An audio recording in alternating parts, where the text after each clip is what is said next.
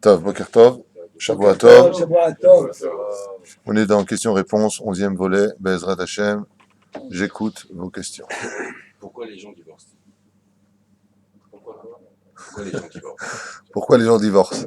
Abraham Sebag pose la question, pourquoi les gens divorcent? Abraham Sebag va te répondre.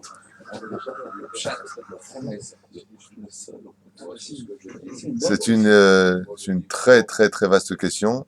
Pourquoi les gens divorcent? Alors on va essayer de donner entre 13 et 14 réponses à cette question. Une fois j'ai dit justement, pourquoi tu divorces justement? Tu t'accroches bien avec ta femme, tout va bien, tu as des enfants, tout ça. Pourquoi tu ne divorces pas avec ta mère? Parce qu'il n'a pas épousé. Je pose des questions pareilles. Je ne divorce pas avec ta mère. Donc, on va essayer de répondre à cette question qui risquerait de prendre un chiour entier. En général, pour développer ce genre de choses, il faudrait rentrer dans des considérations qui sont très, très, très, très profondes. Alors, Bémet, pourquoi les gens divorcent? Il y a plusieurs raisons à cela. Il y a celles qui viennent d'en haut et puis il y a celles qui viennent d'en bas. On a un libre arbitre. Et donc, sans plus tarder, on va essayer de donner entre 12 et 13 réponses très rapides à la raison du divorce, si ça vous intéresse. Ouais, alors on y va. D'abord et avant tout, pour commencer par le plus simple des plus simples, il y a des gens qui se marient et qui divorcent, comme on l'a déjà expliqué, parce que la parole est créatrice et que dans un Gilgoul d'avant, ils ont promis à une fille de l'épouser pour aller avec, et puis ils n'ont pas tenu parole. Ils l'ont jeté comme on jette un mouchoir. Mais Akadosh Baruch Hu, lui, n'oublie pas. Quand tu fais un éder, quand tu dis quelque chose, tu dois le respecter. Mais il paraît que ces gens-là reviennent en réincarnation, font le tikkun de se marier et divorceront. Et pourquoi ils doivent divorcer? Parce que ce n'était pas le zivoug. Ils sont simplement venus réparer une parole qui n'a pas été respectée. Il est évident que cette réponse que je donne ne doit surtout pas servir de joker à tous les couples qui divorcent. Seul Dieu connaît la vraie raison de cette situation. Donc, il y a d'abord et avant tout cette notion de la xéra, c'est-à-dire tu te marieras et tu divorceras, par rapport à un Gilgoul précédent où une personne a tout simplement promis, et malheureusement beaucoup de gens le font, pour obtenir gain de cause, pour aller là où vous savez, pour aller au lit, ils disent à la fille, je te promets de t'épouser, t'es ma vie, je t'ai attendu toute ma vie, elle se laisse avoir, et il faut savoir que Midoraïta, le fait d'aller avec une fille, surtout si chas v'shalom on la dépucelle, c'est-à-dire qu'on lui vole sa virginité, c'est considéré comme un mariage, parce qu'elle n'a pas été violée. Comme c'est marqué dans la Gemara de Kiddushin, Bia, Shtar, Vekesef. On va avec, on l'achète, on fait le contrat. Il y a des gens qui ne se rendent pas compte qu'en faisant ce genre de choses, ils ont scellé un serment. Donc, Akadosh Baruch Hu, lui, il dit, puisque tu as parlé, comme on l'a lu en paracha la semaine, tout ce qui sortira de ta bouche, tu l'accompliras. Eh bien, il y a 2 semaines de cela, eh bien, c'est une des raisons pour lesquelles les gens, des fois, se marient et divorcent tout de suite après le mariage, sans comprendre réellement pourquoi tellement d'organisations, comment on a pu se tromper. C'est la première réponse que je vous donne, qui est la plus facile de toutes pour se débarrasser de tous nos soucis. Mais vous allez voir qu'il y en a beaucoup d'autres qui viendront remettre les pendules à l'heure. Parce que, bien entendu, comme dit Rabbi Nachman de Breslev, Dieu, vous le savez, comme dit la Gemara, c'est pas la Gemara qui le dit, c'est marqué dans Midrash Tanhuma. Depuis que Dieu a créé le monde, la seule chose dont il s'occupe sur terre, c'est de marier les couples. Hachem, mais avec Zivugim. Dieu marie les couples. Rabbi Nachman de Breslev écrit que, étant donné que c'est Dieu qui marie les couples, il n'y a jamais d'erreur sous une choupa. Il n'y a pas de je me suis trompé, qu'est-ce que j'ai fait de t'avoir épousé, comment j'ai pas vu toutes ces erreurs. Haine d'avoir casé. Selon Rabbi Nachman de Breslev, aucune personne ne devrait divorcer sur terre. Pourquoi? Il rapporte là-bas 2 théramim, 2 raisons. Il dit la première, c'est que, étant donné que c'est Akadosh Baruch Hu qui met avec Zivugim, et que la femme, donc, que Dieu t'a amenée, c'est celle que Dieu t'a donnée, t'as aucune raison de divorcer. Si c'est Dieu qui t'a donné, si un roi il t'a donné un cadeau, comment tu peux dire j'en veux pas? C'est sourd. La deuxième chose qu'il dit, il dit, est-ce que toi tu crois que tu peux faire mieux que Dieu lui-même? Si Dieu il te dit, ça c'est ton zivouk, azmiata kedela guide chez Zelo zivouk. Qui toi tu es pour dire, ça c'est pas mon zivouk? Il y a des xérotes. Xéra, il y a des décrets. La deuxième réponse, qui est beaucoup plus d'actualité, à mon humble avis, c'est la Gahava. On est dans une génération où l'orgueil bat son plein. Qui dit orgueil, dit manque de communication. Une des raisons principales pour lesquelles les couples divorcent, c'est que, comme c'est marqué dans la Torah à propos de Caïn et de Hevel, Vaïtse Caïn basade Vaïmtsehu, Vayomer Caïn et Levaï Vaïmtsehu basade. Caïn est venu dire à Hevel alors qu'il le trouvait dans le champ, et le verset qui suit, c'est Vayargeu. Le mot qui suit, c'est il l'a tué. De là, les Parshanim expliquent que quand il n'y a plus de discussion, c'est la mort qui s'installe. La tikshoret, la vie, se traduit par la parole. Tu parles avec quelqu'un, quand tu parles pas, tu es fâché. Malheureusement, on vit dans une génération où l'orgueil bat son plein. C'est-à-dire que je n'ai pas ce que je veux, alors je ne te parle pas. Ça sert à rien de toute façon de parler, de toute façon tu ne comprends rien. Automatiquement, toi tu es toujours le maître, l'autre est toujours l'imbécile. Le problème, c'est que c'est réciproque. C'est-à-dire que pour les deux, vous êtes deux imbéciles. Donc, quand étant donné qu'il n'y a plus de tikshoret, alors ni masse. Je rappelle qu'un des facteurs principaux dans le couple, c'est la communication. Je rappelle que s'il y a dans le couple une situation principale pour éviter le divorce, c'est la communication. Quand il n'y a plus de communication, alors c'est fini. Il y a des dérivés à cela à travers la tikshoret qui représentent le cancer du couple. Lo alenu velo alechem, il y a le cancer de la personne qui malheureusement a la maladie, mais il faut savoir que le cancer existe aussi dans le couple. Ce cancer s'appelle les nerfs. Alors c'est relié un petit peu à l'orgueil. Avoir un couple. Il y a d'ailleurs récemment une personne qui est venue me voir, récemment il y a 3 à 4 mois de cela, il m'a dit voilà j'ai fait un shidour. Je lui ai dit comment est la Kala? Il m'a dit elle a l'air pas mal, bien franchement, une bonne famille, tout ce qu'il faut. Je lui ai dit Aval, qu'est-ce que tu as remarqué chez elle, une petite anomalie, quelque chose? Elle a l'air très nerveuse. Je lui ai répondu jette, pas tu bases. Idgada, alvi idkada, shemeraba. Celui qui va avoir une vie de Gan Eden après la mort, il épouse une femme nerveuse. Quand il meurt, il part de ce monde, je lui dis t'as fauté, j'étais marié avec elle. Ah, pardon. Au Gan Eden. Les nerfs empêchent la tikshoret, la communication. Les nerfs détruisent, parce que c'est de la vodazara qui s'installe dans le couple. Donc on est 3. Plus Dieu, ça fait 4, ça fait un peu trop de monde à la maison. Les nerfs empêchent la compréhension de l'autre. Comme j'explique souvent dans le Shlom Bayit, quand j'écoute 2 personnes qui viennent en conflit, je pose toujours la question une fois que la personne a fini de parler, et je dis à la première, quel est le problème de l'autre? Et ça le bloque. Pourquoi? Parce que lui veut parler de lui, qu'il en a marre lui, mais il n'arrive pas à comprendre l'autre. Et pourquoi tout cela? Parce que les nerfs agissent avec l'hypothalamus, tandis que nous, on doit penser donc le petit cervelet, alors que nous, on doit penser avec le cerveau. Écoutez l'autre, laisse-le finir ce qu'il a à dire, comprends pourquoi il a mal, quel est son problème, pourquoi il en arrive à dire ce qu'il vient de dire. Est-ce que c'est un problème qui me concerne moi personnellement, ou est-ce que c'est un amalgame? On manque de sagesse. Donc, automatiquement, ça brouille toute la communication dans le couple, et résultat des courses, on n'a plus rien à faire ensemble. Alors, je dis souvent que, un conseil de mon épouse, quand vraiment ça va plus dans un couple, ouvre l'album de photos, rappelle-toi. Rappelle-toi quand tu lui as tout promis, tu seras heureuse avec moi, t'inquiète pas, ouvre cet album. Et après, jette par terre. Non, chas v'shalom. Encore un tam que je vous apporte pourquoi les gens divorcent, les parents. Tu as posé tes questions, pourquoi les gens divorcent? Aujourd'hui, on a des questions-réponses. Les parents ont pris une place pesante dans la vie des couples. Et ils répondent toujours, nous, on n'est pas là que pour les aider et pour payer. Effectivement, vous avez raison, mais si vous le faites, c'est sans intérêt. Si c'est pour vous mêler, n'aidez pas. Avant, ma mère me racontait qu'en Tunisie, quand une femme se fâchait avec son mari, qu'elle tapait à la porte de ses parents, les parents n'ouvraient pas la porte. Ma fille, c'est ton mari, tu dois l'écouter, retourne chez toi. Il n'y avait pas de... Aujourd'hui, c'est exactement le contraire. Le couple est invité chez les parents, et puis voilà que le père de la fille dit au mari, oh, tu parles pas comme ça, ma fille, toi. T'as oublié d'où on t'a pris, toi, ma fille, c'est pas une orpheline, elle a où aller, hein. Ne te laisse pas faire, ma fille, dit la mère. Elou gamkem anashim rechaim sont des parents rechaim qui ne comprennent rien à leur vie. Ça ne veut pas dire que si les parents, par exemple, ne sont pas sollicités par les enfants, la fille ne va pas bien, elle va voir ses parents en disant voilà, je suis très malheureuse avec mon mari. Pourquoi? Parce qu'il en arrive à faire ceci et cela.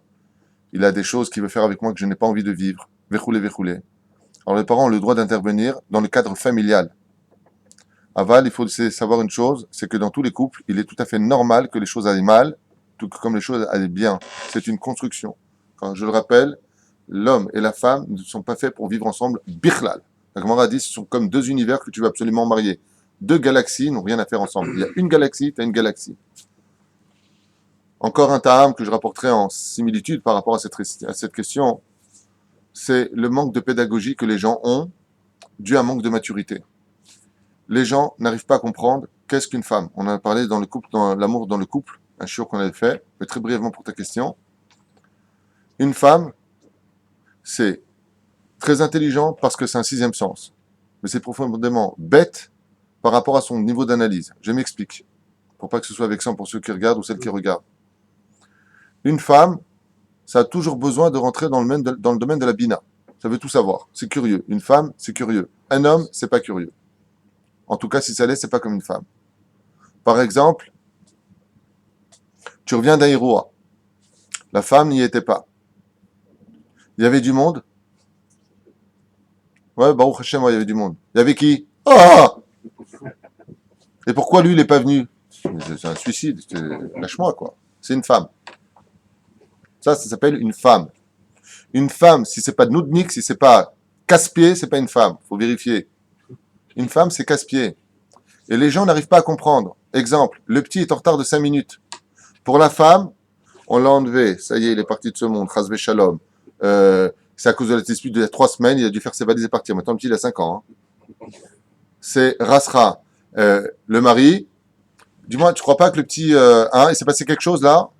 Ça va, 5 minutes de retard. Il doit être son copain en bas, quoi. Il est en train de jouer. Il parle. De toute façon, t'en as rien à faire du petit, toi. Quel rapport? Ben, le rapport est très simple. Elle est une femme, distinction de l'intelligence, c'est-à-dire qu'elle va rentrer dans le labyrinthe, dans chaque détail, dans chaque porte, tandis que nous, on voit le labyrinthe et basta. Nous, c'est après 2-3 heures, on va commencer à s'inquiéter, alors que pour la femme, on est des irresponsables. Encore un ta'am qui est terrible, c'est l'irresponsabilité des hommes de cette génération. Je le dis haut et fort, la génération du Mashiach, celle que nous sommes, je le dis haut et fort, il y a un problème psychologique aigu. Tous autant que vous êtes, je vous le dis haut et fort, vous avez tous un problème de psychologie. Et cette psychologie retourne toujours à une des bases principales du couple, c'est que l'homme recherche toujours chez sa femme sa mère, d'où la blague, quand tu chantes chez Traïl, t'as ta femme en face, t'as le cadre de ta mère, tu fais ça. Et chez Traïl, hein, tu regrettes toujours les plats de ta mère, donc c'est un problème psychologique, et la femme recherche toujours son père chez son mari. Ce sont deux pôles yedouim, qui sont connus dans le judaïsme. Donc à partir du moment où une personne épouse sa femme, il y a une espèce de partage. Et là, il y a un gros dilemme qui s'impose dans les couples, qui vont provoquer par la suite des chamboulements terribles. C'est que la femme dit toujours au mari ce qu'elle doit faire. Ouais. Le mari lui dit lâche-moi les baskets, et après elle lui dit je suis pas ta mère. Arrête de jouer le rôle. Arrête de lui dire ce qu'il a à faire. Tu es tout le temps en train de lui dire ce qu'il doit faire, et après tu lui dis je suis pas ta mère. Arrête. On t'a pas demandé de me dire ce que j'ai à faire. J'ai vécu avant que toi, je vivrai après toi. Il y a un problème psychologique.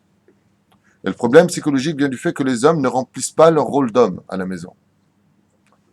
Être une tête à la maison, c'est la pire chose qu'on puisse donner à sa femme.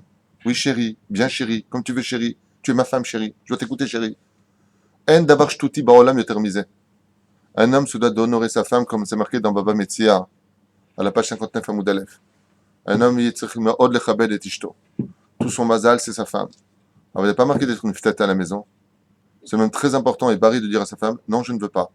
Même si tu veux. De temps en temps, si vraiment vous êtes tout le temps sur le même diapason, chez Ksat, Ani Abal. Comme dit le Shulchan Aruch, une femme se doit d'honorer son mari, de respecter son mari comme un roi. Et elle doit le considérer comme étant son père, c'est-à-dire au niveau de la crainte d'avoir le mari. Mais le problème qu'il y a, c'est qu'aujourd'hui, comme on dit pour les enfants, bon, t'arrêtes pas, maman va venir, tu vas voir. Oh, pardon, j'arrête. Mais où sont les maris? Où est l'homme à la maison? Alors malheureusement, ça a été très mal traduit par la Gahava, ou je la frappe, ou je l'insulte, ou je la vire. Être un homme à la maison, Pérouche à d'avoir être un exemple. Quand ta femme, elle te demande quelque chose, sois pas en train de jouer à la PlayStation. T'as 40 balais, mon pote. Sois pas constamment en train d'être d'abouk avec tes copains. Ça y est, t'as une femme à la maison.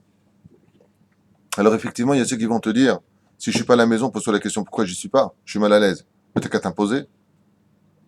Prends tes responsabilités. Pérouche du mariage. C'est-à-dire traduction du mariage. Enfin rentrer dans le monde de ses responsabilités. Devenir un exemple.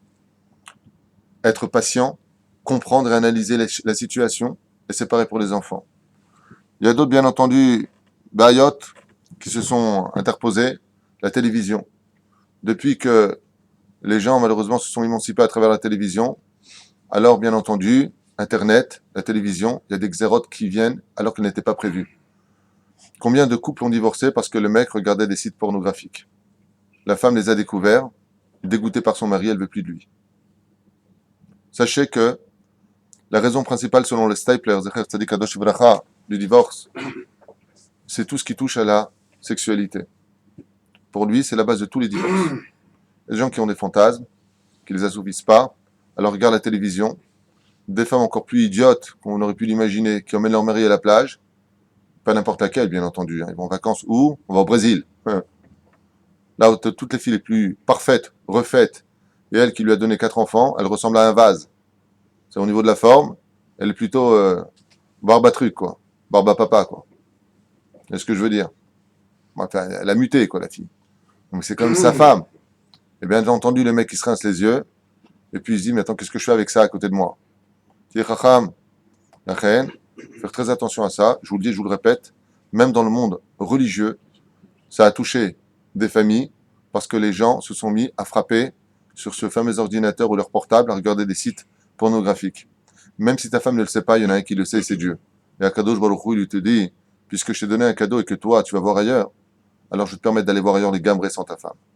C'est une cause de divorce aujourd'hui récente, depuis une dizaine d'années, dans le monde orthodoxe aussi. Il y a des gens qui tombent avec ces portables, avec ces téléphones. Mais comme on l'a dit hier, les yeux de Dieu sont posés sur la terre d'Israël du début de l'année jusqu'à la fin de l'année. Surtout en Eretz Israël, Dieu te donnera une raison de divorcer parce qu'en réalité, c'est toi qui as fait la faute. La faute vient de toi et non pas de ta femme. C'est pour ça que les chassidim, eux, se portent toujours responsables des déchéances morales à la maison. Il n'y a pas de fumée sans feu. Ce proverbe vénère peut-être certaines personnes, mais c'est une réalité. La télévision, avant, en Tunisie, au Maroc, en Algérie, il n'y avait pas de télévision comme ça. Les gens ne divorçaient pas. Mais aujourd'hui, quand tu vois Dallas, Dynasty, que les gens regardent, les femmes n'ont plus peur de divorcer, car les femmes sont devenues ce qu'elles voient, comme on l'a déjà expliqué, les femmes sont la lune, le soleil, son influence. La femme ne peut refléter que l'influence qui intervient sur elle. Donc automatiquement, ça fait quoi? Eh bien, je couche avec toi, je couche avec mon papa, je couche avec le frère, je couche avec l'autre. Puis c'est des feuilletons, bien entendu, c'est des films, non? Mais au bout du 15e feuilleton, ça finit par vraiment rentrer dans la tête des gens. Résultat des courses, il y a des divorces. Il y a des domaines qui nous dépassent, qu'on appelle Mitzvat Hashavat Kala. Il y a 613 mitzvot dans la Torah et 7 des Rabbanan, inclus par les Chachamim. Il y a une mitzvah qui est plus grande que celle de se marier. C'est celle d'avoir divorcé et de ramener la Kala. Il y a des gens qui, à travers le 4e Gilgulim, réincarnation, ont fait toutes les mitzvot de la Torah. Ils sont venus en tant que Kohanim, à l'époque du Beth Amikdash, ils sont venus en tant que Lévi'im, ils sont venus en tant qu'Israël. Et des fois, il leur manque une seule mitzvah, laquelle? Celle de divorcer pour ramener leur Kala. Il y a un Yéménite, il y a à peu près une 60aine d'années de ça, Bekam Hamdina, au début de la création de l'État d'Israël, qui avait accompli cette mitzvah yéménite, un Rav, qui a donné le guet à sa femme, et après 3 mois, il est venu lui redemander sa main.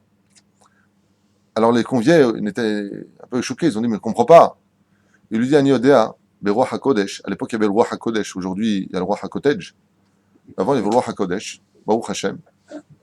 Et il lui a dit, je sais, Beverour, que j'ai accompli toutes les mitzvot de la Torah, que je suis venu dans ce monde que pour faire cette mitzvah-là, de Hashavat Kala. C'est-à-dire la mitzvah de répouser sa femme est plus grande que d'épouser un shidour, une femme qu'on n'a jamais connue au préalable. Et il y en a d'autres qui vont accomplir la mitzvah de Gerushin. Pourquoi? Parce que vous savez que dans la complexité des halachot, il y a la mitzvah de Gerushin, la Garesh. Donc de remplir la Ktuba, les 2 témoins, il faut que ce soit devant toi, il faut que ce soit rempli devant toi, la Ktuba, vichoulé. Et c'est ce qui leur manquait leur palmarès des mitzvot dans le ciel. Alors il y a des Gilgulim, qu'on a dit tout à l'heure, il y a des gens qui vont divorcer à cause de cela. Une des raisons, par contre, pour lesquelles il n'y a plus d'espoir, juste un instant, c'est quand il n'y a plus d'amour dans les couples. Ce qui permet à un couple de pouvoir toujours germer et se renouveler, c'est quand il y a encore de l'amour. Moi, j'ai l'habitude de le dire, quand il n'y a plus d'amour, il n'y a plus d'espoir. C'est-à-dire que si j'ai un couple, le mec qui me dit absolument plus de sentiment du tout pour ma femme, l'homme est kabel auto. Elle m'a la sorte. Pourquoi? Parce que ça devient de la pitié. La pitié est très mal perçue en face, et c'est très compliqué. Il faut vraiment beaucoup de prières, beaucoup de jeûnes, beaucoup de tzedaka, pour que Dieu fasse un miracle, pour qu'il réouvre le cœur de la femme ou de l'homme quand il y a de l'amour. Encore, quand un homme n'aime plus sa femme, ça passe encore. Si la femme n'aime plus le mari, Idgaddal, Vidkadash, Shemerabba. Quand une femme n'aime plus son mari, elle le fait souffrir. La reine Bissiata Dishmaya, il est du devoir du couple de réaviver constamment l'amour dans le couple pour éviter le divorce. Comme on le dit souvent, le mariage, c'est un jardin. Le Gan Eden Mikedem, c'est ce qu'on dit dans la bracha, quand on marie un couple. Si un jardin n'est pas arrosé, il fane, et si il fane, il meurt. Et si il meurt, Nigmar. Si ça atteint la racine, c'est fini. La racine du couple, c'est l'amour. Chez Nehemar, comme il est marqué, Vayehav Yaakov et Rachel, il a aimé Rachel.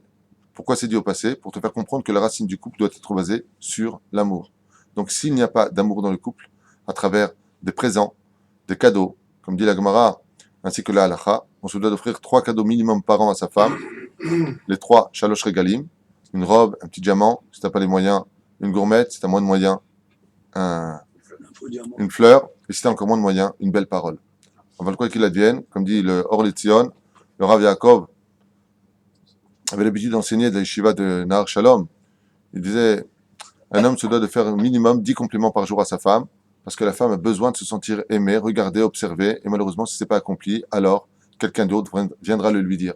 Si un homme a oublié de dire à sa femme ce qu'elle a tellement besoin d'entendre parce que c'est vital pour elle, eh bien automatiquement, un autre viendra faire le travail et il prendra cette femme. Bien entendu, raison de divorce, vous le savez tous, tromperie, coup, blessure, verroulé. Pourtant, Akadosh Baruch Hu nous a dit, je suis prêt à effacer mon nom, pour que vous puissiez vivre en paix, alors que c'est un interdit de la Torah. La Gemara nous dit, quand un couple divorce, les pierres du Misbéach pleurent. Maïnaf Kamina, on parle du premier couple. Maïnaf Kamina, pourquoi tu me parles des pleurs du Misbéach, les pierres du Misbéach? Parce que le Misbéach, il vient du domaine du minéral, donc d'un monde bien inférieur à l'homme, puisque minéral, végétal, animal et homme.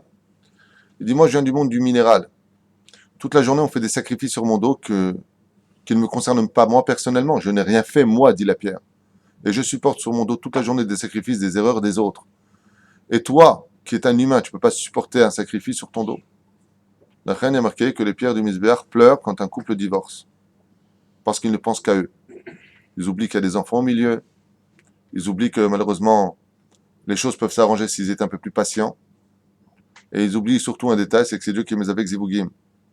Bien entendu, s'il n'y a pas d'autre solution, ce que je dis, tout comme il y a Masechet Kiddushin pour le mariage, Masechet Girushin pour le divorce. Donc faire très attention à cela. Il y a des gens qui n'ont pas compris que le vrai bonheur dans ce monde, comme est marqué dans la première Mishnah du 4e chapitre de Masechet Avot, au nom de Ben Zoma Omer, Ezeu Ashir Asamer Bechelko. Qui est l'homme heureux, riche dans ce monde, celui qui est heureux de son sort. On croit toujours trouver mieux. Le proverbe vient nous dire, tu sais ce que tu as, tu sais pas ce que tu retrouveras. Malheureusement, on l'oublie. Il y a une très belle histoire qui est racontée en Russie, pardon. Il y a un homme qui un jour fait un rêve et on lui annonce que sous un pont se trouve un trésor magnifique caché là-bas. Alors il s'engage vers la ville et puis, en allant sur le chemin, il se rappelle que la ville a été assiégée par les Cosaques et que c'est une guerre qui est là-bas et qu'il a intérêt à faire hyper attention. Mais poussé par la tahava, l'envie de l'or et de l'argent, il prend quand même le risque. Il attend vers les 2 heures du matin pour se faufiler sous le pont, creuser et essayer de prendre ce qu'il arrivait plusieurs fois de suite. Et au moment, bien entendu, où il commence à creuser, il voit 2 souliers comme ça en cuir, noirs, bien enfoncés dans le sol, qui lui font comprendre qu'une présence est là. Il lève les yeux sur Hassid et qu'est-ce qu'il voit devant lui? Il voit le commandant des Cosaques, avec une épée au-dessus de sa tête. À ce moment-là, il lui dit non, je suis rien du tout, moi, je suis pas un espion. Je vous expliquer pourquoi je suis là. J'ai fait un rêve et j'ai rêvé que sous ce pont, il y avait simplement un trésor. Vous voyez, j'ai une pelle, je creuse, je suis pas venu coûter quoi que ce soit. Il regarde comme ça, le commandant Goy avec ses péotes, ce juif avec son Streimel qui est en train de creuser sous le pont, et il lui dit, qu'est-ce que tu peux être idiot alors? On dit des juifs que vous avez une grande sagesse, mais toi tu as de la sagesse. Moi aussi j'ai fait un rêve. On m'a dit dans la maison de Yankele, le Hayat, Yaakov, le couturier, sous son four à lui, il y a un trésor qui est enfui là-bas. Tu crois que je vais aller jusque dans le village là-bas des Juifs, regarder sous le tanour de Yaakov, le couturier, pour voir s'il a un trésor? À ce moment-là, quand il a entendu ça, il a demandé la permission à se retirer et il est rentré chez lui. Sa femme lui dit, alors, t'as trouvé le trésor? Et elle lui a dit, tu peux m'aider à pousser le four? Yaakov, le couturier, c'est moi. Quand il a creusé, il a trouvé un trésor là-bas. Ce chassid est devenu par la suite un grand rave. Et de son histoire, il a enseigné. On croit souvent que le bonheur se trouve chez les autres, alors qu'il était juste sous nos pieds. Il fallait simplement le chercher. C'est ce qu'il dit le Rabbi Nachman de Breslev. Le Nachman de Breslev, il dit, ton bonheur, il est à la maison, c'est à toi de le trouver, c'est à toi de le chercher. Alors des fois, tu ne le trouves pas. T'as vu le monstre? T'as vu l'horreur que j'ai épousée? Alors t'as qu'à creuser, mon ami. T'as qu'à te poser les bonnes questions. Comme il y a marqué dans la Gemara, un homme qui épouse une bonne femme n'est pas perdant. Parce qu'une bonne femme, c'est le Gan Eden. Et si elle est mauvaise, c'est aussi le Gan Eden. Il ne verra pas le Gehinam. Ah là là là là là. Donc on a parlé de la znout, bien entendu, la sexualité. Il y a des gens qui n'arrivent pas à assouvir leurs fantasmes. Alors ils viennent avec des avérotes à la maison parce qu'ils vont tromper leur femme. Et ils ont oublié un détail, c'est que quand tu fais un avérote, tu crées un ange noir. Cet ange noir vient à la maison, elle provoque des querelles. Il y en a d'autres qui font autre chose, ils font Zera Levatala à la maison. Ils ont créé plein de shindalettes qui vont poser un désordre au niveau du Shlom Bayit.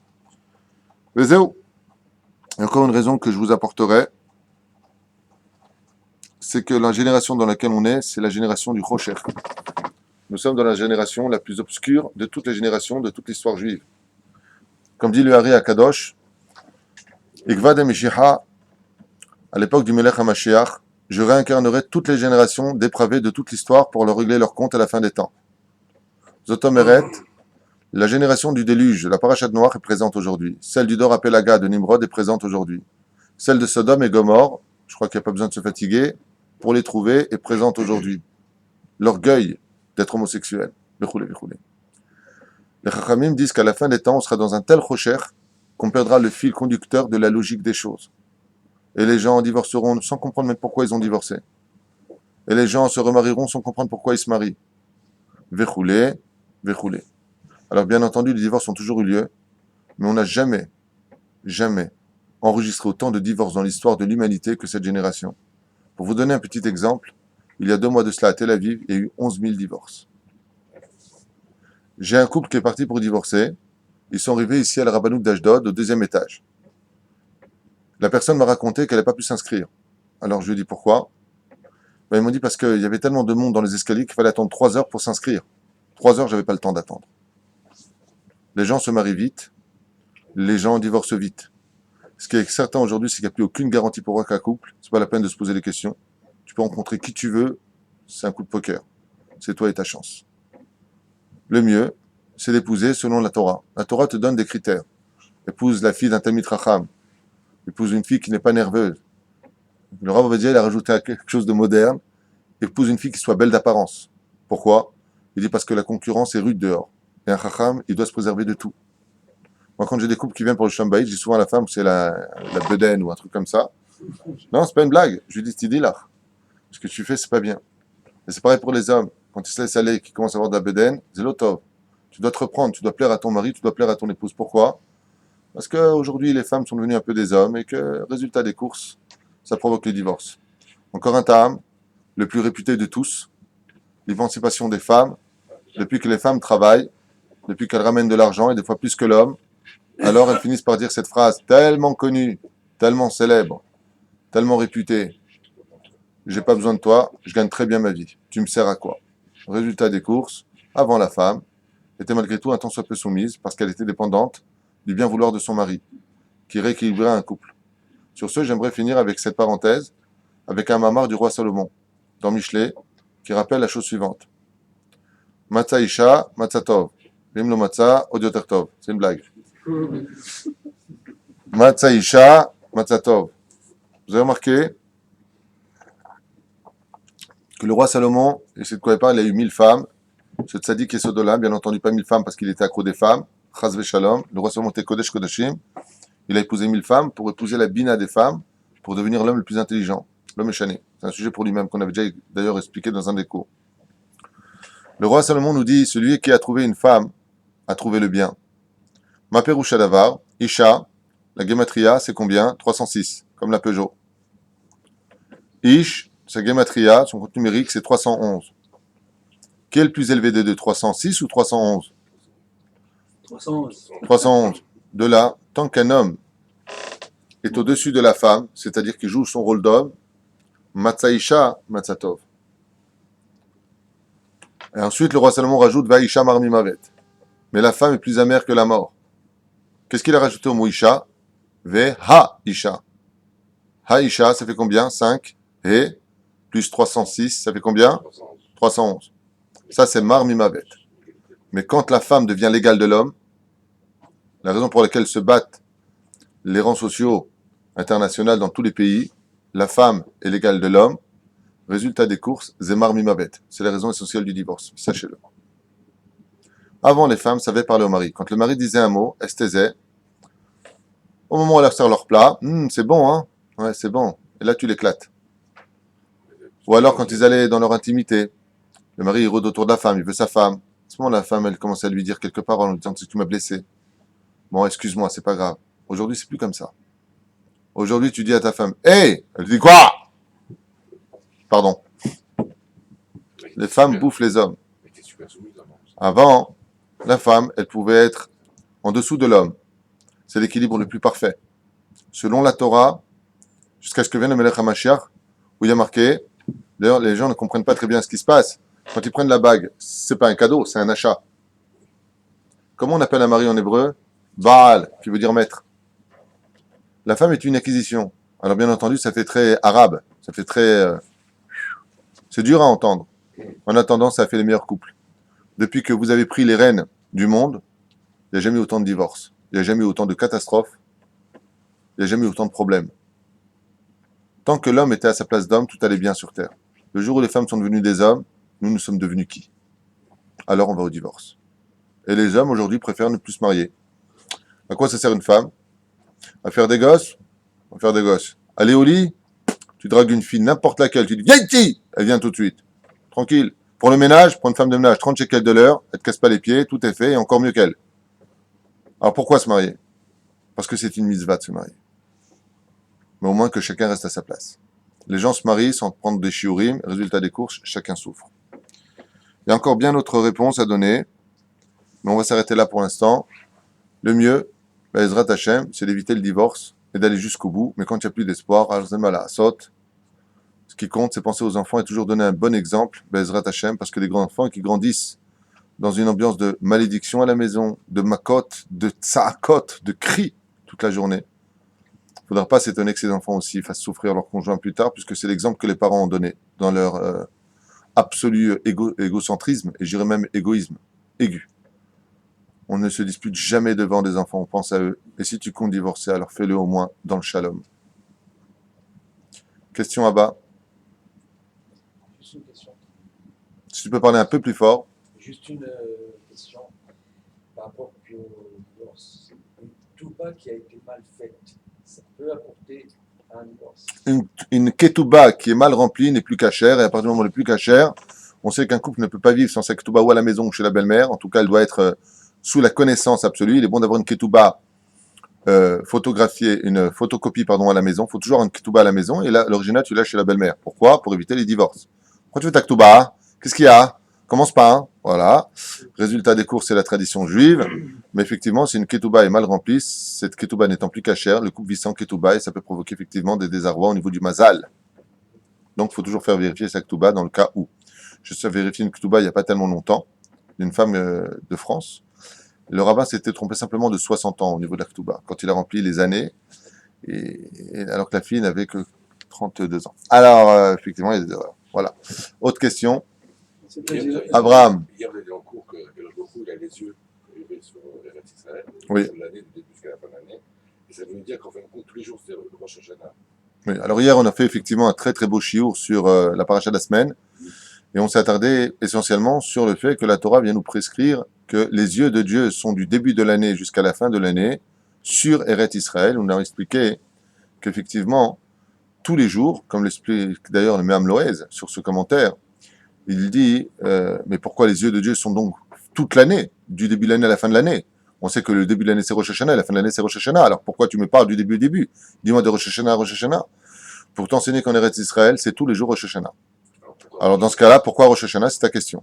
Excellente question. C'était aussi la question de mon épouse hier soir. En rentrant du jour, elle m'a dit, dans ce cas-là, j'ai vu ton doigt, dans ce cas-là, pourquoi Rosh Hashanah? Bien, la réponse est simple. À Rosh Hashanah, étant donné que c'est Yom Adin, les enfants d'Israël font tous teshuva. et on sait que Dieu ne juge qu'au présent. Donc les décrets qui peuvent s'en sortir à Rosh Hashanah jusqu'à Hoshana Rabbah peuvent être absolument positifs. À la différence entre Eretz Israël et Chutz La'aretz, c'est qu'étant donné que les yeux de Dieu sont posés sur Eretz Israël et que tous les jours un homme peut changer sa situation, c'est que quand tu es en galoute et que ça a été décrété à Rosh Hashanah, ça bouge pas jusqu'à la fin. Tandis qu'en Eretz Israël, quand tu as gagné le gros lot, tu peux le perdre au bout du 5e, 10e mois ou 11e mois. Car les yeux de Dieu sont fixés sur toi. Et pourquoi on te parle des yeux d'Hachem? Parce qu'il y a marqué qu'à Rosh Hashanah, toutes les nations du monde, toutes les créations, toutes les créatures, toutes les Gilgulim, toutes les réincarnations passent devant Hachem. Ma'akavana devant Hachem, devant les yeux d'Hachem. Ce qui fait qu'en Eretz Israël, on est constamment observé par Hachem. Ici, s'il y a un endroit où il y a Nashgacha Pratit, contrairement à la galoute où il y a les anges pour les diriger, c'est Eretz Israël. Il faut savoir une chose. Celui qui vient faire sa lia en Eretz Israël, celui qui vient vivre en Eretz Israël, qu'il sache que Dieu l'observe partout où il va, au niveau de sa pensée, de sa parole et de ses actions. Ici, en Eretz Israël Béhémet, tu es observé à la loupe. Pourquoi? Parce que ici, tu es près de papa. Heureux l'homme qui aura compris ce message, qui fera sa lia le plus vite possible pour être près d'Hachem, mais qu'il sache qu'ici, la vie est difficile. Pourquoi? Parce que papa te regarde. Et quand papa voit son enfant et que son enfant il fait des bêtises, alors qu'est-ce qu'il fait Hachem tout de suite? Arrête, bleed. Des fois, il prend le martinet. Martinet, comment on appelle ça le martinet en Israël? Tu connais cette blague? C'est le touriste, il arrive à l'aéroport Ben Gurion, il dit au taxi, emmène-moi là où on pleure, là, tu sais, le mur, c'est pas lui dire, là on pleure. Il arrive comme ça devant un grand immeuble, il dit, mais c'est quoi ici? Il dit, bah, c'est là où on pleure, c'est Massach Nassa. C'était pas le Kotel. Massach Nassa, Gematria, Amalek. Faites le compte, vous verrez. Donc, ouais. Amalek, Gematria, pas méchant. Mais qui trouve la Inyan, Il y a des ou préparations. Yetzera, je ne me rappelle plus quoi. Il y a des préparations au mariage, avant le mariage. Il y a des préparations au mariage. Parce que c'est utile. C'est Ça doit être utile. Ça doit être utile. De Vadaï. C'était pas une question, là, je sais pas pourquoi poser la question. Mais qui sont pour répondre à ta question, c'est que à Rosh Hashanah, c'est fixé pour toute l'année, sauf bien entendu pour Tishrei, c'est-à-dire tout ce qui est fête, tout ce qui est mitzvot, c'est pas compté, mais c'est fixé. Quand tu es à Paris, c'est fixé. Quoi que tu fasses dans l'année, c'est fixé. Tu auras ton lot. En Eretz Israël, il n'y a rien qui est fixé. Comme c'est figure dans Masechet Shabbat, à la page 156 à Moudalef, en bas, le marloquette entre Rabbi Hanina et Rabbi Yochanan à propos du Mazal, Aim Yesh Mazal Israël ou Aim Mazal Israël. La réponse vient nous dire que, en fin de compte, en Eretz Israël, il y a aussi un Mazal, car comme dit le Zohar, Akol Talia de Mazalé, même à Sefer Torah, là où il sera, il dépend du Mazal. Seulement la différence qu'il y a, c'est que ce Mazal, en Eretz Israël, est particulièrement relié au doigt divin. C'est-à-dire que Dieu nous dirige dans une Ashgacha absolue, du nom étymologique du mot Israël, qui veut dire en deux mots, Yachar El, directement relié à Dieu et non pas par un ange, comme le prescrit la Gemara de Ktubot à la page 111 à Moudalef, où il est marqué là-bas que tout celui qui vit, 110 pardon, à Moudbet, tout celui qui vit en Eretz Israël est comme si qu'il n'avait pas de Dieu, et comme si qu'il faisait Avodazara, car effectivement, la galoute est dirigée par des anges intermédiaires, tandis qu'en Eretz Israël, c'est toi et ton créateur. Tu es à la table de papa, donc quand tu es à la table de papa, tu n'es pas à la table des copains. À la table des copains, tu fais un peu ce que tu veux, c'est la galoute. Tu cries, tu fais ceci, Dieu va te voir quand? À Rosh Hashanah. Par contre, en Eretz Israël, c'est tous les jours Rosh Hashanah. Mais donc, tu peux tout le temps renouveler ton mazal. Même si à Rosh Hashanah, tu as eu des mauvais décrets, il suffit de changer en plein milieu d'année pour que tout devienne un bon décret. Question à bas. Adam. Dans la paracha de Ekev, Alors, une question sur la paracha de Ekev. On écoute. Dans la paracha de Ekev, on a vu que sous les montagnes de Jérusalem, alors c'est du Noresh et de l'airain. Alors, c'est pas l'airain, c'est la traduction qu'il y a en français, mais On va passer de l'airain. de l'airain. C'est quoi la question? Noreshet, il y a du cuivre. Noreshet, c'est du cuivre sur les montagnes de Je sais pas. Jérusalem. Donne-moi le verset de ce que tu veux dire parce que je n'arrive pas à te suivre. C'est quoi la question? Alors, Est-ce qu'il y a des matières premières en Israël? Il y a absolument tout en Eretz Israël. Il y a du gaz, il y a du pétrole, il y a absolument tout. Le Zohar Kadosh nous explique que Eretz Israël, je me rappelle quand il y a marqué Dieu a fait apparaître la terre de l'océan, Eretz Israël a été le premier prototype de l'histoire de la création du monde, et c'est pour ça qu'en Eretz Israël, il y a absolument tous les autres pays qui s'y trouvent. Tous les paysages que tu pourras trouver aussi bien en Thaïlande, et je reviens du Nord pour vous dire que vraiment c'est magnifique. Eretz Israël est une grande splendeur, magnifique. Bémet, c'est un pays qui est splendide. Tu as du désert, tu as de la montagne, tu as Chamonix, faire du ski au Mont Horeb. Il y a absolument tout en Eretz Israël. Donc, effectivement, au niveau du Pshat, il y a du cuivre, il y a absolument tout. On vient de découvrir dans une nappe de gaz sur le littoral israélien qui dépasserait l'entendement humain. C'est-à-dire que personne ne se serait attendu à autant de gaz ici dans notre pays, alors que le gaz vient essentiellement de Russie et d'autres endroits. Maintenant, il y a un deuxième degré, un troisième degré, un quatrième degré dans la Torah. Le monde de la Torah se divise dans un monde qu'on appelle le Pardes. Et comme on dit là-bas, par exemple, il y a des rochers qui sont forts. Dans ce qu'on a lu dans la paracha de la semaine. Vavanea Barzel. Les pierres sont du fer. La Torah ne vient pas nous parler des pierres. Elle vient nous parler des Talmidei Chachamim qui sont comparés à des pierres en acier.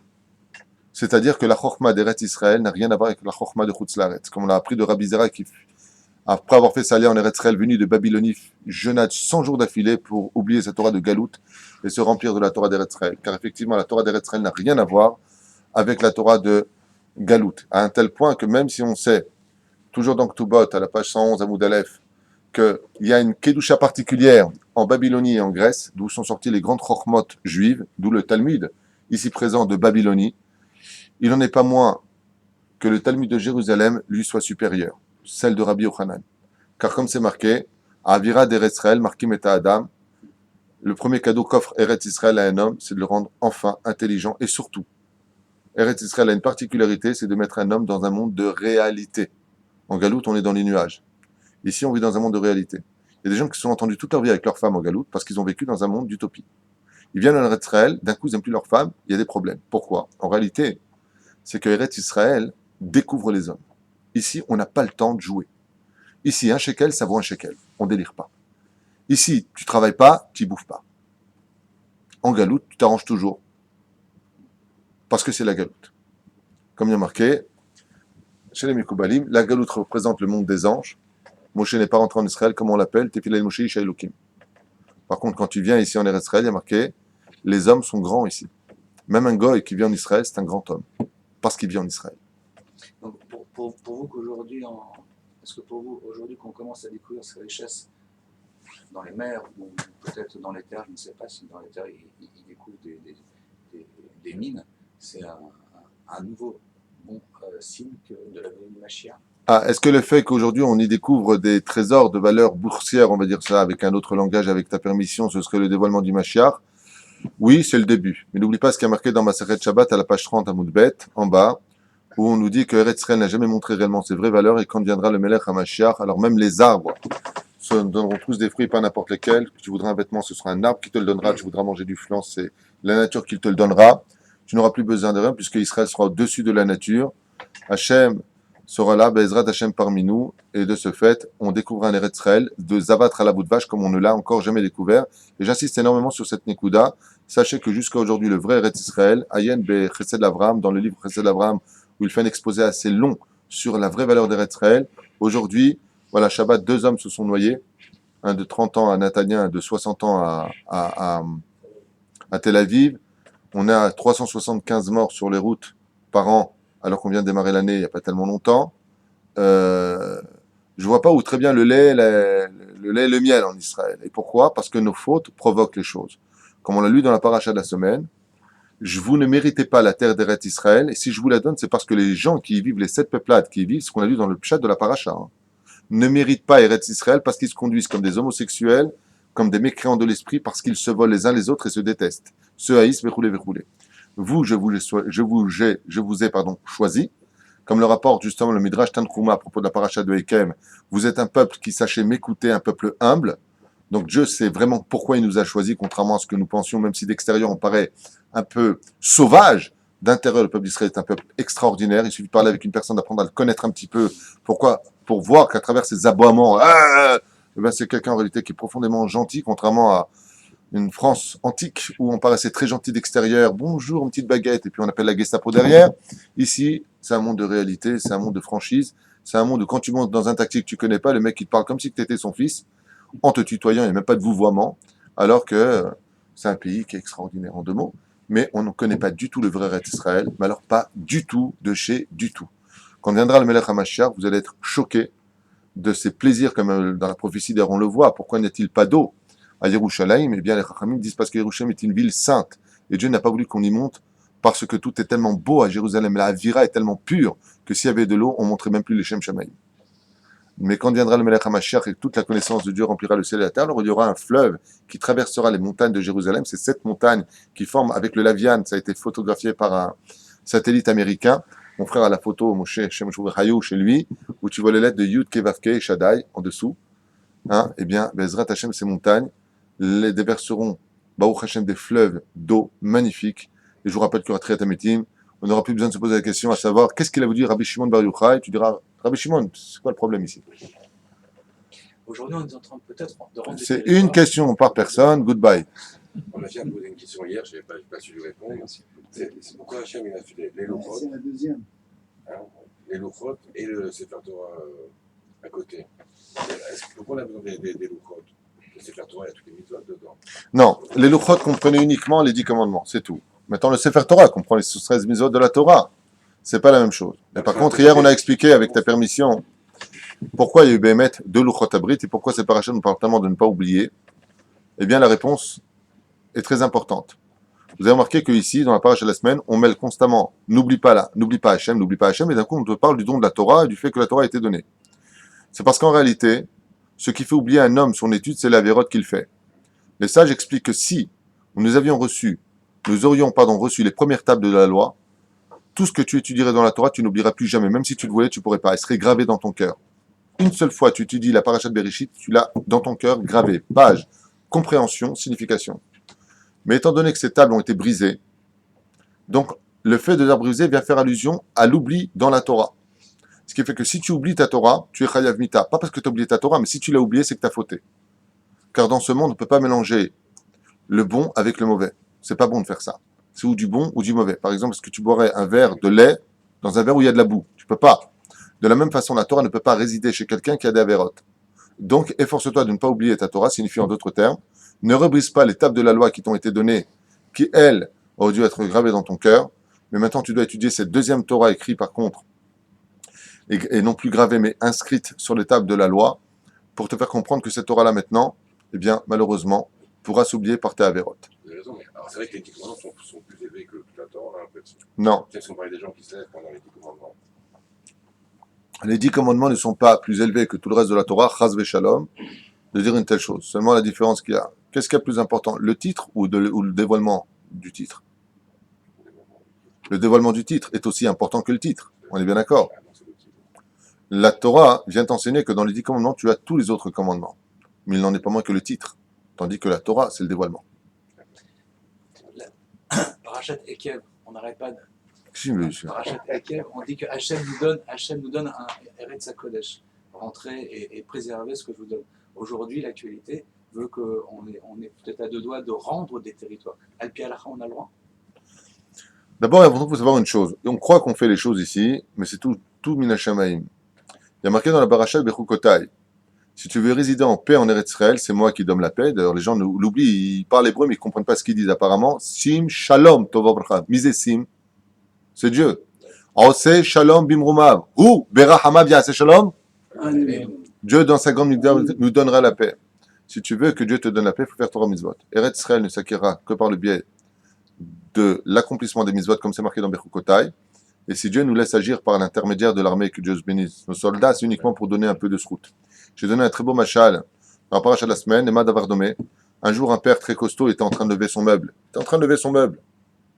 Et le petit de 5 ans dit, papa, je peux t'aider? Ouais, vas-y, prends le coin du meuble. Alors le petit, il vient, il sait de lever le meuble. Mais bon, le meuble est complètement levé par le papa, tu vois. Ça, c'est ce qu'a fait Hachem. Dieu nous a ramenés en Eretz Israël, il nous a tout donné. Il a permis à des enfants de faire croire qu'ils sont le tremplin d'une histoire extraordinaire, d'ailleurs qu'on remercie. Mais tout ça, c'est Hachem. Et comme c'est marqué, cette terre n'appartient ni aux Arabes ni aux Juifs. Elle appartient à Hachem. C'est le premier Rashi d'ailleurs de Bereshit. Et il la donne à qui il le choisit. On sait que cette terre nous a été donnée uniquement par le mérite d'Abraham, Yitzhak et Yaakov. Comme c'est marqué, vous ne méritez pas cette terre. Dans la Torah, on l'a lu cette semaine. La paracha de Ekev. Vous ne méritez pas cette terre. Je vous la donne uniquement parce que les autres sont pires que vous. Mais si on se comporte comme pire qu'eux, alors effectivement, de nous-mêmes, on donnera les territoires, on enverra notre propre armée sortir du Gush Katif, notre propre peuple. il faut faire Ishtadlout ou pas? C'est-à-dire faire l'armée, ou il faut voter, ou même ça, c'est pas la peine. Il suffit d'étudier les deux. Théré, est-ce qu'il faut faire l'armée ou pas en Eretz Israël? La réponse est la suivante. On a besoin d'une armée, c'est une évidence capitale. Pourquoi? Parce qu'on n'est pas à l'époque de Chizkiyahu HaMelech à la Shalom, où tout le monde étudie la Torah. On a trop d'avérotes, donc on a besoin d'un bouclier. On a besoin de faire une ishtadlout personnelle. Mais la vraie raison de l'armée, ce n'est pas du tout cela. Il y a une mitzvah de faire l'armée, contrairement à ce qu'enseignent d'autres rabbinim avec lesquels je ne suis pas du tout d'accord, se servant du Rambam pour cette idéologie, pas du tout. Mais parce qu'il y a une mitzvah, à l'image du Sefer Yehoshua, de conquérir Israël par nos efforts à nous. Enfin, comme j'ai souvent expliqué, la raison principale pour laquelle nous devons faire notre alliance, c'est de venir enfin des hommes. Et en Israël, il faut relever les manches. C'est pas du tout un pays où tu peux te permettre de rester assis. Et il faut voler le maximum, je dis bien voler le maximum de mitzvot. Et comme de s'installer sur notre terre est une mitzvah qui équivaut à toutes les mitzvot de la Torah, Dieu nous a donné le mérite uniquement de pouvoir l'acquérir par le biais de nos efforts, ce qu'on appelle l'armée. Seulement la différence, c'est que si, comme il y a marqué dans la paracha de Ekev, ne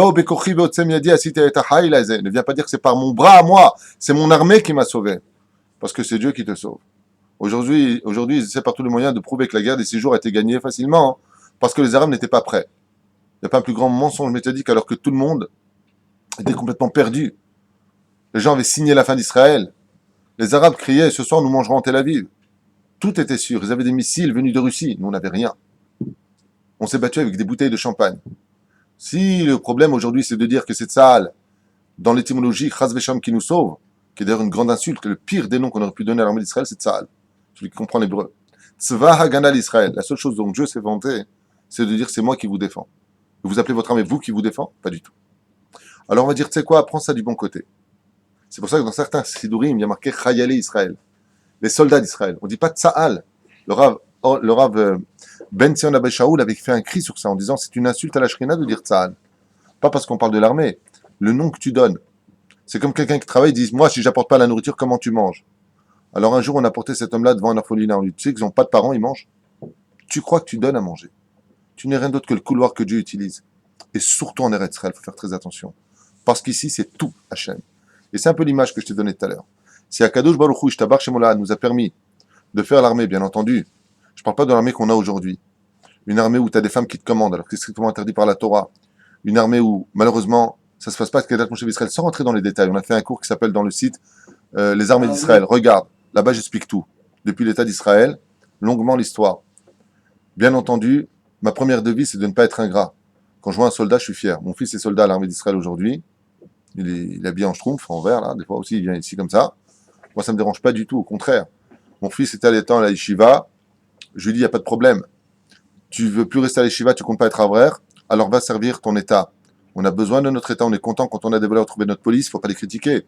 Quand on a des méchablis qu'on va notre armée, on est content de les voir, il ne faut pas les critiquer. Donc il faut arrêter de jouer au chat à la souris. Baruch Hashem qu'on est notre État, et Baruch Hashem qu'on est notre armée, Baruch Hashem qu'on est notre police. Seulement, encore une fois, il y a mieux à faire. Le mieux à faire, c'est d'aller étudier la Torah. Si une personne étudie la Torah, qu'il sache qu'à lui tout seul, il peut faire beaucoup plus que toute une armée. La preuve en est, les Bachouri Yeshivot, on est en train de sortir des Yeshivot au même moment.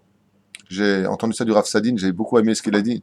Il y a une guerre qui s'est déclarée entre les Arabes, et ce que eux, par exemple, en Égypte, font, la guerre qui s'entretue entre eux, ou en Syrie, ce qui s'entretue entre eux, ça correspondra à ce que notre armée aurait pu faire si on avait engagé les Haredim. De là, tu vois qu'on n'a pas besoin du monde de la Torah pour servir l'armée. Comme c'est marqué dans Sanhedrin, le roi David ne partait jamais à l'armée sans vérifier que les yeshivot étaient pleines. Chacun a sa place. Celui qui n'est pas fait pour être là devra aller là-bas. Mais à l'Ikar, Kedat Moshe Israël.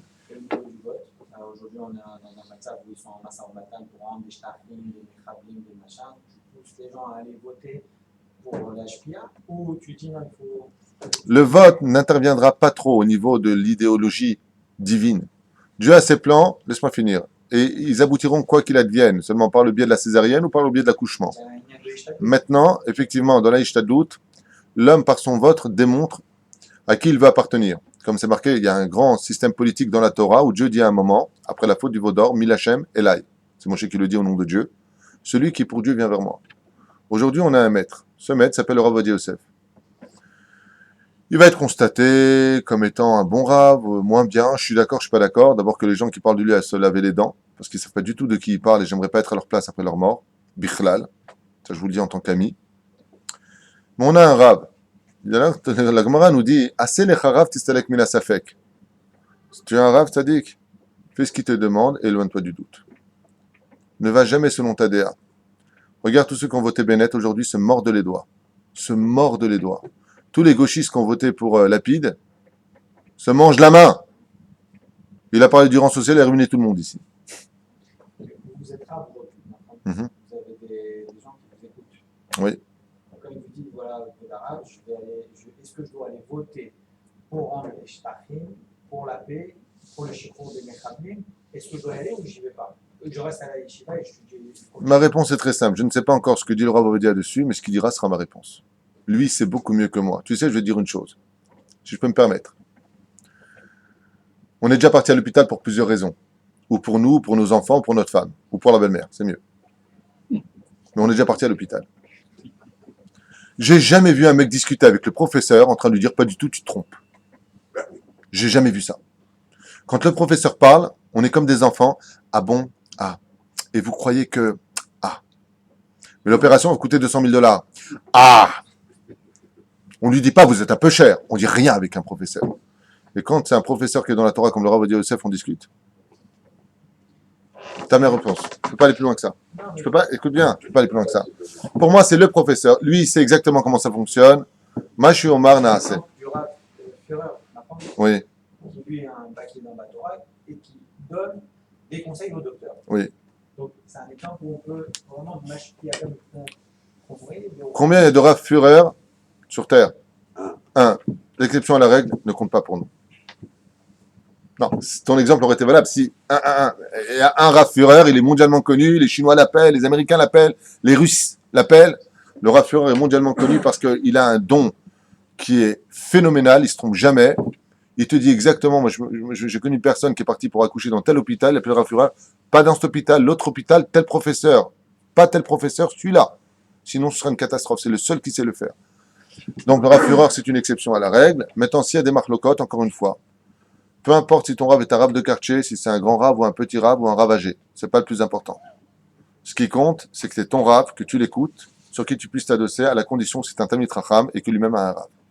Voilà. Pour finir, Non, je ne veux pas nourrir une polémique, je ne sais pas si c'est une question ce que je veux dire, mais il y a des paroles qui peuvent choquer lorsqu'on entend un rave de la stature du Rav Ovadia Yosef. Alors, il y en a qui diront c'est sorti du contexte, c'est pas sorti du contexte, il dit ça dans un forum fermé, il ne faut pas truc, on trouve des millions et des millions d'excuses. Il n'en reste que lorsque on entend de sa bouche, on ne peut pas dire que c'est sorti d'un contexte. Que certaines, que les kipotes srougotes, comme on les... d'abord, c'est pas de lui. Pardon? D'abord, c'est pas du Rav Ovadia Yosef, c'est de son fils. Déjà, si tu veux préciser, avec tout le respect que je te dois. Non, je l'ai vu à la télé le dire. Alors, dis-moi de ce que tu as entendu, peut-être pas la même chose. Ils disent que c'est des enfants d'Amalek. Non, alors, c'est bien ce qui me semblait. D'abord, c'est pas le Rav Ovadia qui l'a dit, c'est son fils. Non, je l'ai vu. Je sais pas ce que tu as vu, le Rav Ovadia Yosef est revenu dessus. Maintenant, quoi qu'il advienne, Non, je veux dire, moi je suis pas là, là, moi j'accepte en tant que juif séfarade, j'accepte ça, je veux dire ça. sa grandeur en Torah et ainsi de suite. Parfois, moi j'ai fait l'armée, je suis convaincu également par l'utilité de l'armée, je suis convaincu également par l'importance des yeshivot, mais j'ai du mal à écouter ce genre de choses. Moi, j'ai été au contact de personnes qui ont fait les yeshivot SDR et qui sont profondément ancrées dans le monde. J'ai étudié pendant 5 ans dans les yeshivot Rav Kook, 3 ans et 2 ans à Machon Meir et 3 ans à Orot HaNegev. Non, mais je comprends ce que tu veux dire et je pense que... par ce genre de paroles, et il y a tout un monde autour qui essaie de trouver des excuses. Il l'a dit, point à la ligne, c'est tout. Ça a été dit. Au lieu d'essayer de chercher des excuses, alors quelle est la réelle position du monde de la Torah, des yeshivot séfarades, vis-à-vis de tout un public qui essaye de joindre les deux bouts comme vous le préconisez, comme vous venez de le dire. C'est ce qu'ils essaient de faire maintenant, la couleur de leur kippa, la matière avec laquelle elle est confectionnée. On s'en fout.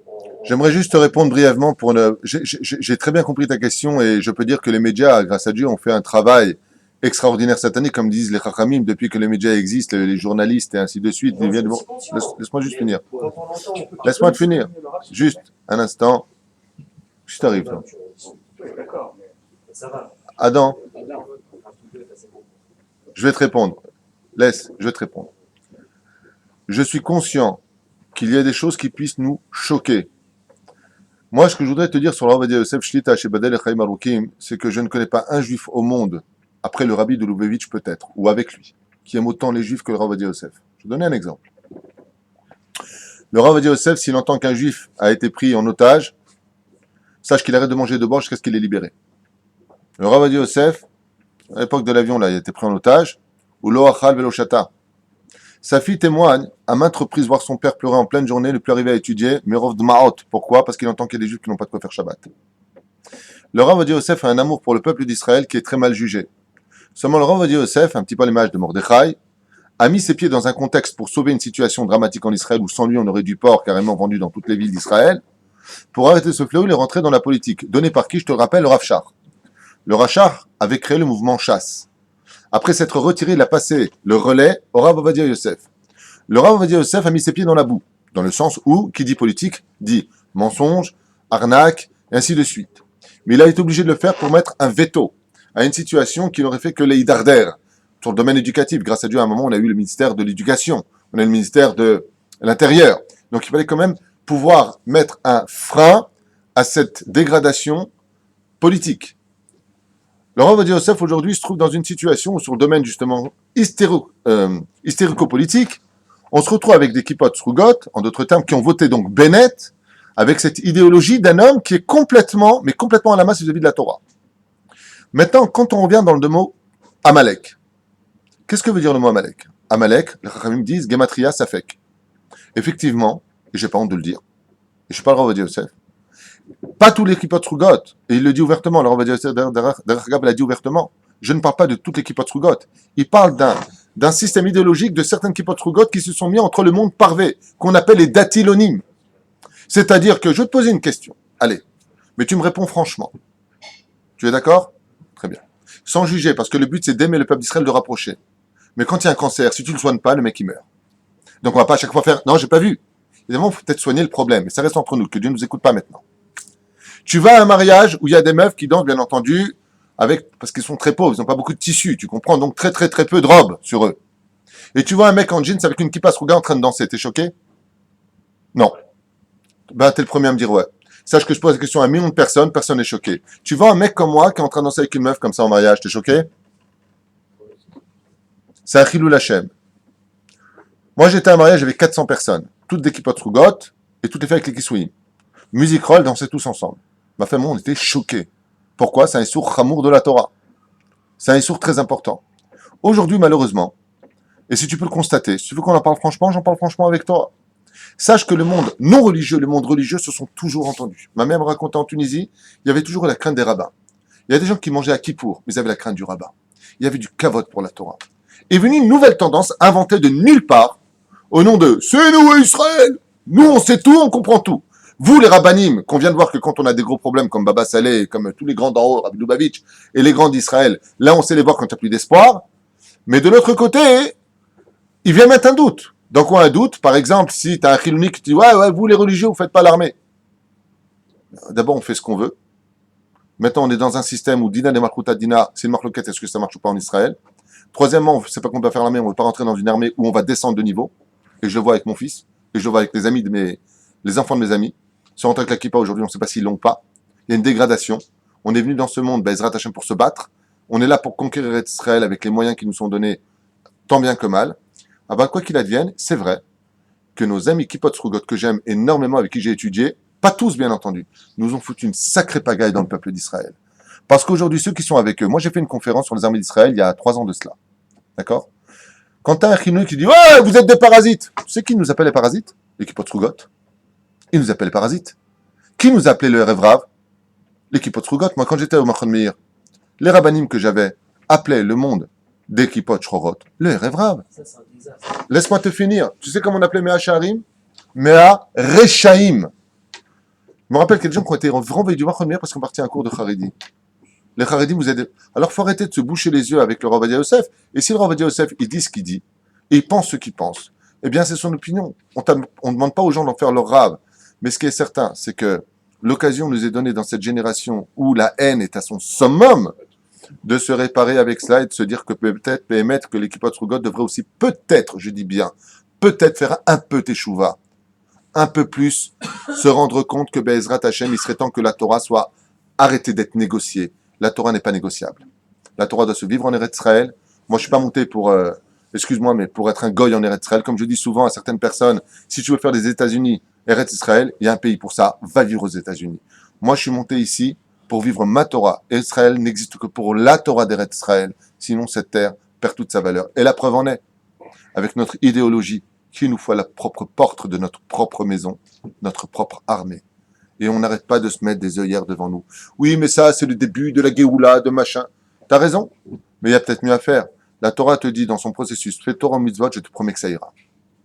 Fais Torah au mitzvot, je te promets que ça ira. Est-ce qu'on l'a essayé? Pas encore. Bezrat Hashem, qui vivra verra.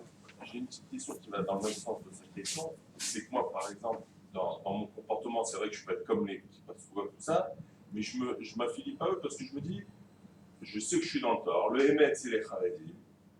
Mais c'est vrai que quand je les vois, je me dis, mais les massés, je ressens plus peut-être que c'est le Hémet. Alors c'est vrai que ça me met un gros affect. Mon cher et tendre ami, je suis obligé de t'arrêter avec ce que tu viens de dire. Moi, je suis pas d'accord avec ce que tu viens de dire. Grâce à Dieu, j'ai le srout d'avoir étudié Rav Kook, c'est-à-dire l'idéologie de ces rabbanim-là. Le Rav Zuckerman, Shlita, a été un de mes Rav pendant 2 ans. Je suis pas d'accord avec toi en disant, je sais que la vérité chez les Haredim et l'équipe Tzrugot ont tort. Moi, je pense exactement le contraire. Moi, je pense que les deux ont raison. Tu sais, je vais te raconter une histoire qui s'est passée au Kochab Yaakov. Je suis parti, j'étais invité par mon frère, Hashem Shor Hayou, Moshe. Je suis parti à Kochab Yaakov. Et là-bas, le Rav Boshko était intervenu pour faire une dracha. Il a fait une dracha magnifique, bien entendu, sur Eretz Israël. C'est normal. C'est ce qu'il représente, donc c'est ce qu'il est venu faire.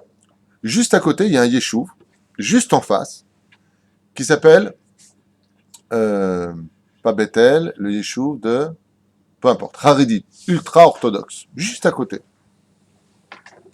Tel Chai, je crois, non? Tel Tzion, voilà. C'est le yeshuv de Tel Tzion. Et là-bas, bien entendu, le Rav qui faisait la dracha a fait une dracha sur le domaine de la halacha, Prochain Mishpat, les halachot, sur Eretz Israël. Ça parlait du sujet de Eretz Israël, sur les prémices. Donc, comment on appelait comment on amenait les Maasrot dans la Gemara et dans la halacha au Korban Beth Amikdash. Parce que c'est ce qu'on enseigne dans toutes les synagogues orthodoxes. Tu sais ce que j'ai trouvé dommage?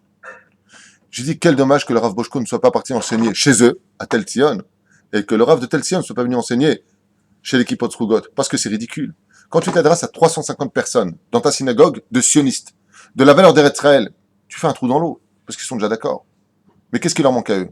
C'est plutôt le domaine de la halakha, même si je te dis la vérité parmi eux, de grands amis des Chachamim. On n'est pas là pour juger. Je pense au domaine idéologique. Ce qui est dommage, c'est que les rabbanim de Kippot Tzrugot ne viennent pas expliquer la Torah du Rav Kook dans les oreilles de ceux qui étudient la Torah du monde traditionnel dit orthodoxe. Et c'est dommage que ceux qui ont une Kippa Sruga et qui connaissent parfaitement la valeur d'Eretz Israël, avec bien entendu la valeur de la Torah, ne viennent pas écouter la valeur des Talmidei Chachamim qui ont une Kippa Shrora. Oui, c'est dommage qu'à l'image des trous de la Kippa Sruga, on ne vienne pas boucher nos trous de ce qui nous manque. C'est pour cela que, contrairement à ce que tu viens de dire, je trouve que tu as été trop dur pour moi, mais sache que les Kippot Srugot ne sont pas des imbéciles et qu'ils n'ont pas tout à fait tort aussi dans leur domaine de se battre pour la terre d'Eretz Israël. Où je dois me positionner. On ne peut pas être entre deux choses. Tout à fait. Alors, c'est pour ça ma question, j'ai un problème. Mais il n'y a pas de question. Toi, grâce à Dieu, tu enseignes le Krav Maga.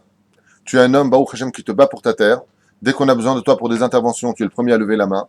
Grâce à Dieu, tu vis déjà en Eretz Israël. Tu sais, je vais te raconter un petit paradoxe qui s'est passé au Machon Meir. Au bout de 2 ans, où à chaque fois, le lait et la viande, il faut vivre en Israël. Aujourd'hui, on a étudié la Nida, il faut vivre en Eretz Israël. Yom Kippour en Israël. À un moment, je dis, vous allez me lâcher, les mecs. Je vis en Israël. On ne peut pas passer à autre chose. Il y a un moment où ça devient presque, et là je veux dire quelque chose d'insultant, culte d'Avodazara d'Eretz Israël. Lâche, ça y est, ça devient barbant ton histoire. On vit ici. On a vu cette terre avaler le sang de nos familles. Il n'y a pas une famille où tu n'as pas un cadre d'un fils ou d'un frère ou d'un père qui est mort à l'armée. Ça va, passe à autre chose. Est-ce que maintenant qu'on y est, on pourrait évoluer? Parce que pour l'instant, l'évolution a fait que, de chiffres officiels, 1,5 million d'Israéliens en 25 ans ont quitté le pays pour s'installer aux États-Unis.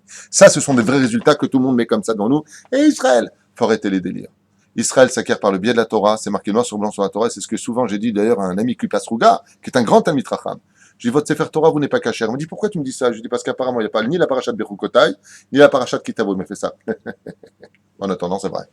Parce que le processus, le mode d'emploi est marqué là-bas, et apparemment, vous l'ignorez complètement. Et c'est dommage. La reine, je suis pas d'accord.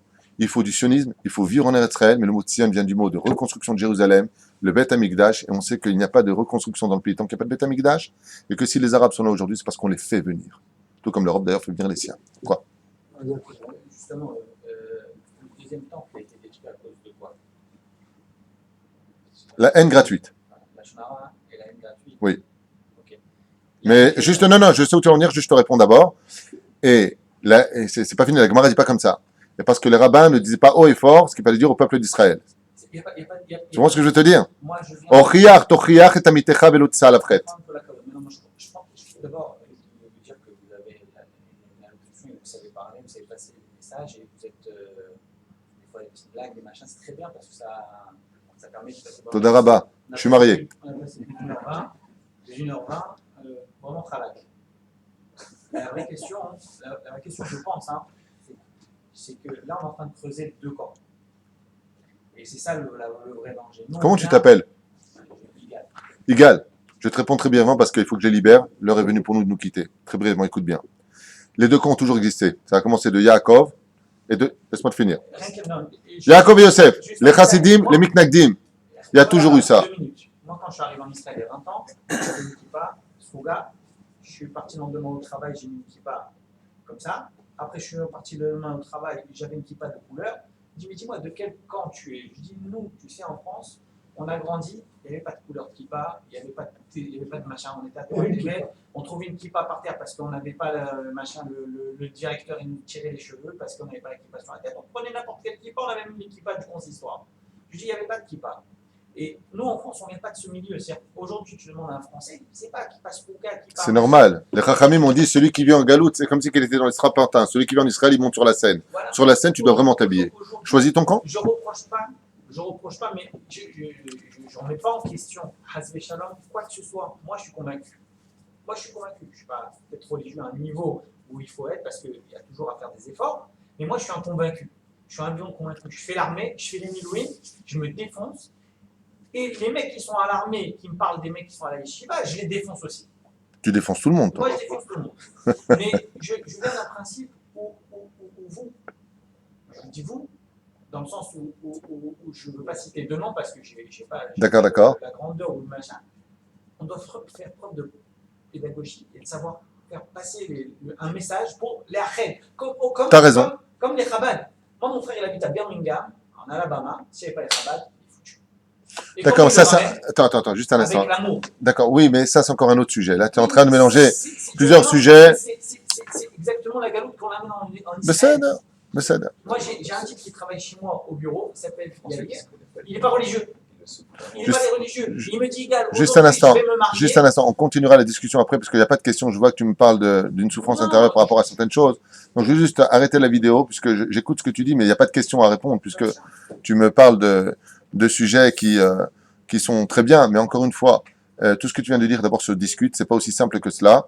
Quoi qu'il advienne, tu as raison qu'aujourd'hui, la pédagogie et la psychologie que j'enseigne depuis des années des Rechagav doivent être absolument les deux pieds principaux de l'enseignement du judaïsme, et que des fois, quand on veut la paix, il faut savoir sortir en guerre. Alors des fois, cette guerre, elle fait mal, des fois, il serait temps de mettre les points sur les i, et contrairement à ce que tu penses, c'est pas aussi chez les Chabad, c'est personne, mais n'oublie pas un détail. Israël, c'est un pays où quand on vient poser ses pieds, on est dans un monde de réalité, et cette réalité aujourd'hui, elle vient comme conséquence de 2000 ans d'histoire de galoute, où chacun vient avec ses idéologies, chacun vient avec sa façon de penser, et à l'image des tefilines que j'ai souvent donné comme explication, tu as remarqué qu'on a 4 parchemins dans la tête, et un seul dans le bras. De là, tu as le droit de penser différemment de moi, puisqu'il y a une marloquette entre les poskim à savoir de quelle façon on doit les placer. Ce qui compte, c'est que tu sois encore capable de danser avec moi. Et je peux te promettre que le Rav Ovadia Yosef peut danser avec n'importe quel juif, même s'il est contre la Torah, parce que le Rav Ovadia Yosef aime tout le monde. Et des fois, si ça s'exprime avec un petit peu de colère, eh bien, on le voit chez Yaakov, et puis même on le voit chez Dieu, que la colère existe. La reine Bezrat Hashem, ce qui compte après ses enseignements, c'est de se dire aujourd'hui, qu'est-ce que je peux faire après ce qu'on a entendu pour améliorer l'avenir du peuple d'Israël. Baruch Adonai Olam, amen.